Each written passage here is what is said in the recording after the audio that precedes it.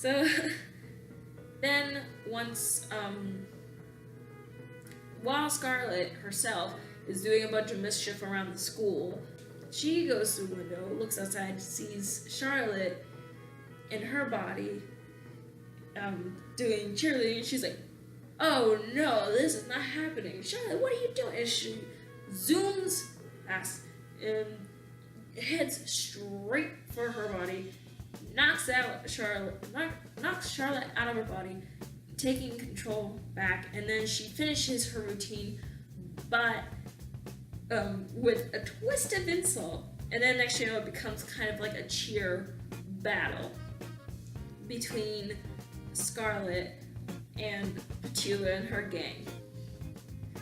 Let's just say that stuff happened, and next thing you know, Charlotte tried to get back into her body near the end of that, and it became a kind of supernatural routine, and in the midst of a supernatural battle.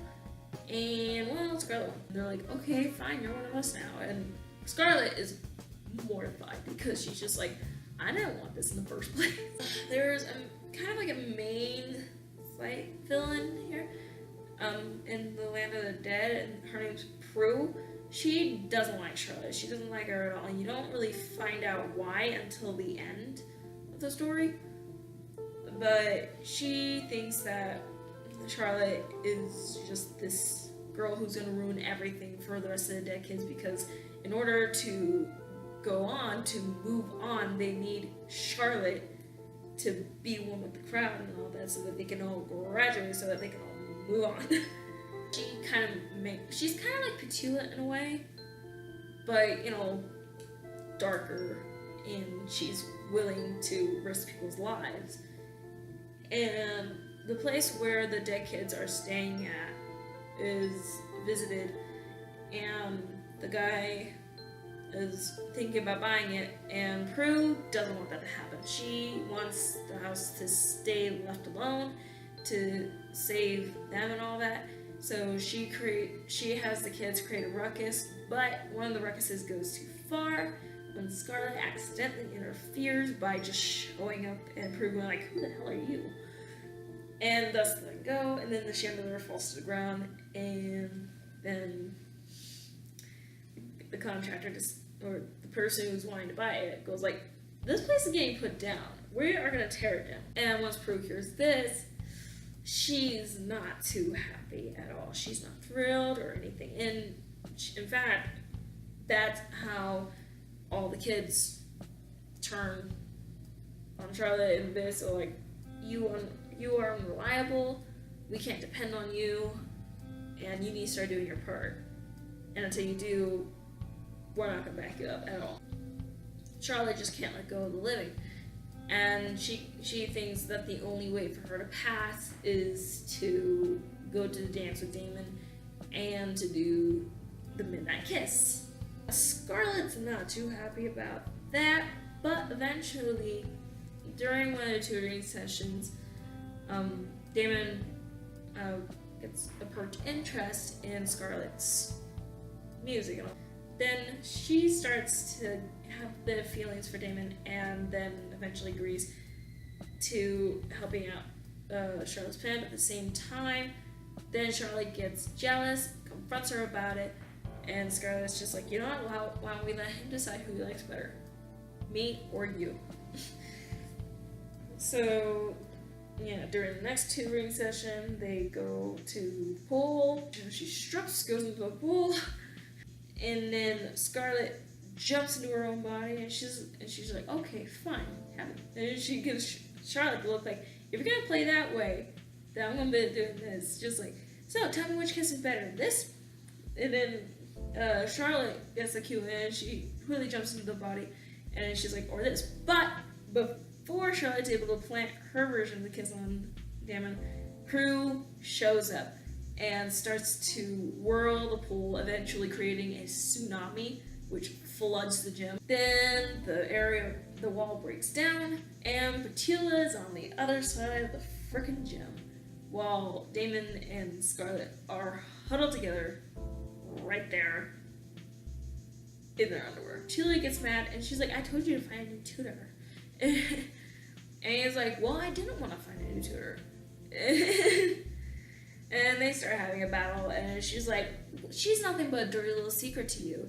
And he's like, hey, well then this little dirty secret is going to the dance with me. Ooh. Like, at this point, they're no longer an item ever since she told him it's either me or it's that. Pointing to her sister, of course. But she's basically giving the ultimatum, well, like, you either choose me or you choose my sister. And he wasn't about to go find himself a new tutor because he was doing so well in his class. So, yeah, anyway, that happens. And then, since the gym floods, they have to find a new place for the dance. And Charlotte suggests to Scarlett that she go tell the dance committee to have it at Thorn Manor, which is the place that was about to get run down. And then she goes, while Charlotte's off to the Ghost, telling them that, hey, we need to perk this place up a bit and all that, and we're going to have a dance here. Scarlett's over at the dance committee going like, hey, I know where we can have the dance. So, yeah, eventually they all get the place back up and running, both the living and the dead, in their own ways. And then they have the dance and all that. Prue's not too happy about this, and she wanted to stop all this from happening because she thinks that if this happens, that Charlotte will jeopardize their chance to graduate and to move on. So, in this way, she starts to jeopardize the people that Charlotte cares about. And so, when Scarlett, in her ethereal form, sees Prue coming towards her in a blast, at this midnight, Charlotte sees Prue doing that, and when Damon's like, come here, Green Eyes, she was like, Green Eyes, she gets a reflection of herself and realizes that Damon only sees Scarlett, and she's like, this isn't right. But once she sees her friend in trouble, she's like, oh no, Scarlett, and she books out of Scarlett's body, which immediately does the switch, and Scarlett is back in her body and in a midnight kiss with Damon. Charlotte is busy fighting off Prue in the haunted house. Then Scarlett is just like, Charlotte, and rushes out. And Damon's like, what?